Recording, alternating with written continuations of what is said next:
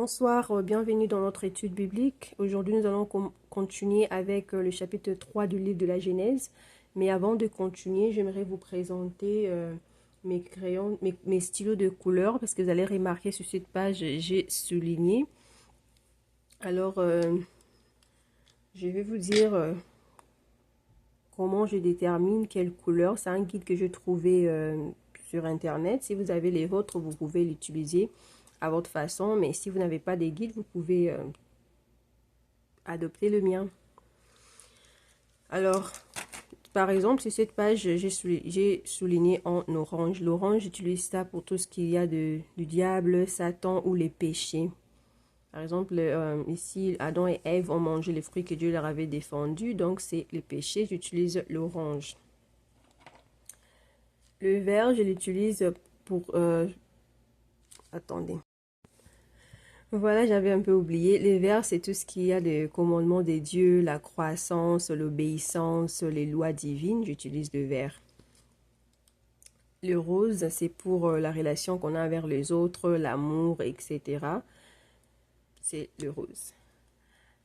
Alors, le violet, c'est pour les promesses de Dieu. Les bleus, c'est pour le caractère de Dieu. Par exemple, Dieu est bon, Dieu est miséricordieux. S'il y a un passage qui parle de sa bonté, je souligne ça en bleu.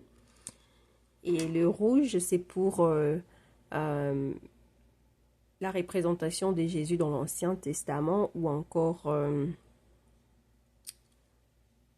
son œuvre salvatrice. Partout où c'est mentionné, j'utilise la couleur rouge, mais je n'ai pas des stylos rouges, donc j'utilise ce crayon de couleur. Ça apparaît orange à la caméra, mais c'est rouge. Ok, je pense que c'est juste la lumière qui l'a transformé en orange, mais c'est un crayon de couleur rouge. Voilà. Maintenant, on peut commencer notre lecture biblique. Alors, j'ai remarqué que la vidéo que j'ai faite est floue parce que j'avais du mal à positionner mon téléphone pour que je ne puisse pas avoir à les déplacer en main pendant que je lis. Mais, c'est vraiment dommage. Donc, je vous demanderai si c'est vraiment très, très embêtant pour vous de regarder la vidéo. Vous pouvez juste écouter la lecture pendant que vous lisez votre propre Bible. Voilà, merci. Seigneur, bénis cette lecture. Je prie, Seigneur mon Dieu, que tu nous aides à comprendre ta parole et aussi, Seigneur, à la porter en nous partout où nous irons, qu'elle nous donne la sagesse et qu'elle nous guide au nom de Jésus-Christ. Amen. Alors, commençons la lecture sans plus tarder. Le serpent était le plus rusé de tous les animaux sauvages que l'Éternel Dieu avait fait. Il dit à la femme, « Dieu a-t-il vraiment dit, vous ne mangerez aucun des fruits des arbres du jardin ?» La femme répondit au serpent, « Nous mangeons du fruit des arbres du jardin. Cependant, en ce qui concerne les fruits de l'arbre qui est au milieu du jardin, Dieu a dit, vous n'en mangerez pas et vous n'y toucherez pas, sinon vous mourrez. » Le serpent dit alors à la femme, « Vous ne mourrez absolument pas. Mais Dieu sait que, les jours où vous en mangerez, vos yeux s'ouvriront et vous serez comme Dieu, vous connaîtrez le bien et le mal. » Là, on voit bien la stratégie du diable lorsqu'il vient tenter les humains. Et c'est la même stratégie qu'il utilise aujourd'hui. D'abord, il voit les limites que Dieu a placées pour venir te dire que non, Dieu est injuste, Dieu veut vraiment que tu ne puisses pas faire cela. Il veut juste te priver du plaisir, il veut juste te priver de bien. Lorsque tu feras ceci, tu seras mieux, etc. Mais dans ces cas, il vient dire à Ève que lorsque vous en mangerez, vous serez comme Dieu. Alors, si on retourne en arrière, au premier chapitre, on voit qu'ici, Dieu a créé l'homme à son image. Puis Dieu dit, faisons l'homme à notre image, à notre ressemblance. Donc, ils étaient déjà comme Dieu. On dit Dieu créa l'homme à son image et il le créa à l'image de Dieu. Il créa l'homme et la femme. Donc l'homme et la femme étaient déjà comme Dieu. Mais le diable dit non, si vous mangez ça, vous serez comme Dieu, connaissant le bien et le mal.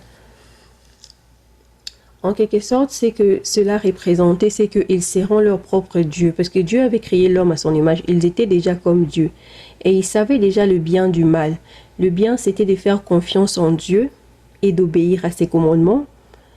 Le mal, ce serait de prendre les choses en leurs propres mains, de manger les fruits de l'arbre de l'arbre de la connaissance du bien et du mal, ce qui va éveiller leur nature, leur conscience et qui leur permettra de se choisir pour eux-mêmes. C'est pour ça que nous constatons aujourd'hui que l'homme a la nature déchue. Dieu peut te dire va à gauche, tu ne veux pas, tu vas à droite. Alors que l'homme, au début que Dieu avait créé, avant de manger les fruits, il avait cette nature qui était connectée à Dieu, qui lorsque Dieu dit une chose, c'est ce qui est bien pour lui. Mais après avoir mangé le fruit de l'arbre, ça a créé en lui une autonomie qui veut dire que il a maintenant la capacité de désobéir à Dieu et le péché est entré dans le monde à cause de cela. Mais le diable a dit non, vous serez comme Dieu, vous n'allez pas mourir, alors que Dieu avait dit que la conséquence, ce serait la mort. Ce qui est arrivé aujourd'hui. Donc le diable les a menti en leur présentant un côté qui était d'ailleurs mal présenté. Parce qu'il leur a dit vous serez comme Dieu, alors qu'ils étaient déjà créés à l'image de Dieu. Continuons. La femme vit que l'arbre était porteur de fruits bons à manger, agréables à regarder et précieux pour ouvrir l'intelligence. Donc des fois, il faut faire attention lorsque Dieu vous interdit quelque chose, vous continuez à contempler sur cela. C'est pour ça que le diable vient tenter la femme parce que sûrement elle contemplait déjà ses fruits, elle regardait, elle enviait cela et le diable sait que ok, celle-là, si je viens lui demander, sûrement elle ne refusera pas. Elle prit de son fruit et en mangea. Elle en donna aussi à son mari qui était avec elle et il en mangea. Leurs yeux à tous les deux s'ouvrirent, ils prirent conscience qu'ils étaient nus. Ils attachèrent des feuilles de figuier ensemble et en firent des ceintures.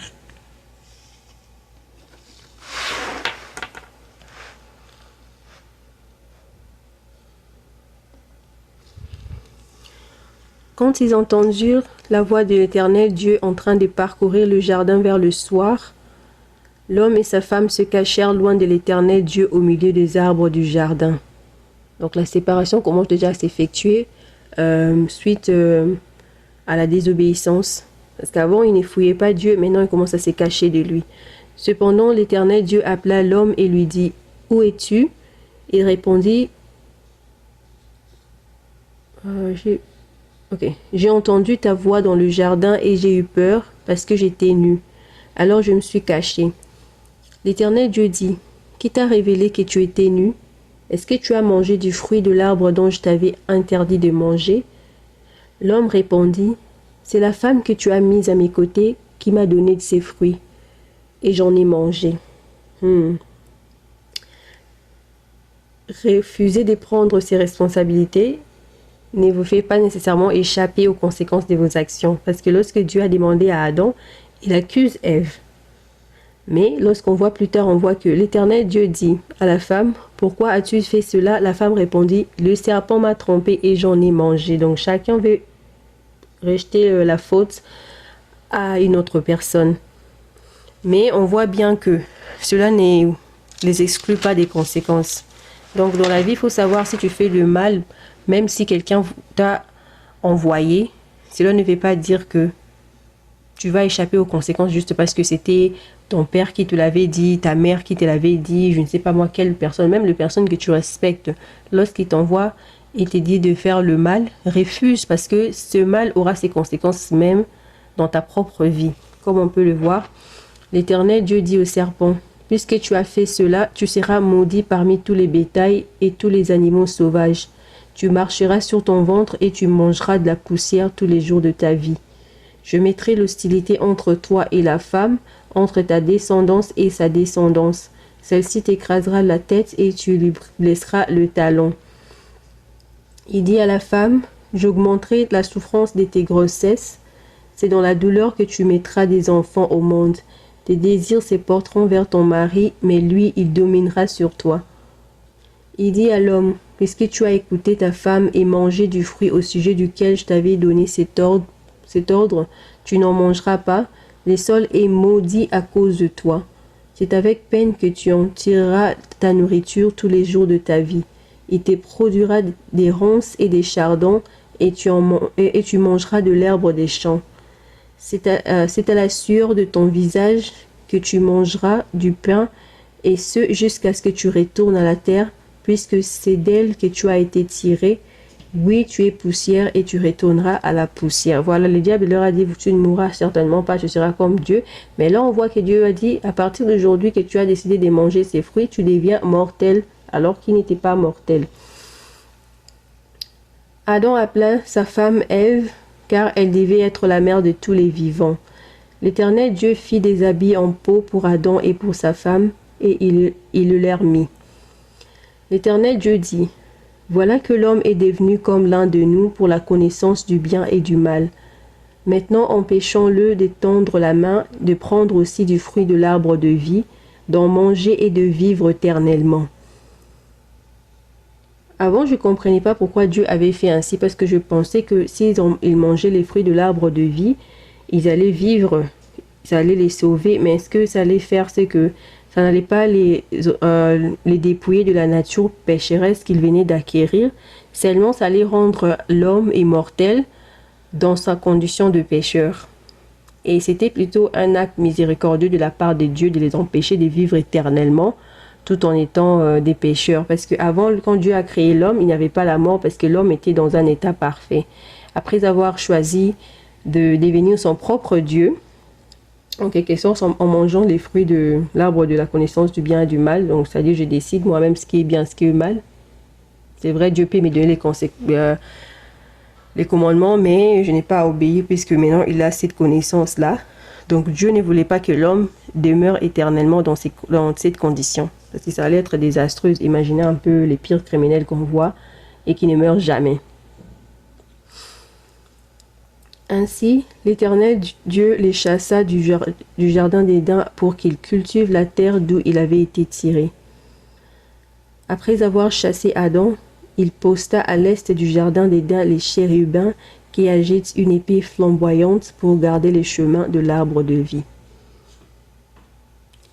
Et voilà, nous arrivons à la fin du chapitre 3. On se retrouve pour le chapitre 4. Si vous avez des questions, des commentaires, n'hésitez pas à le mettre. Likez la vidéo et partagez-la. Merci, au revoir.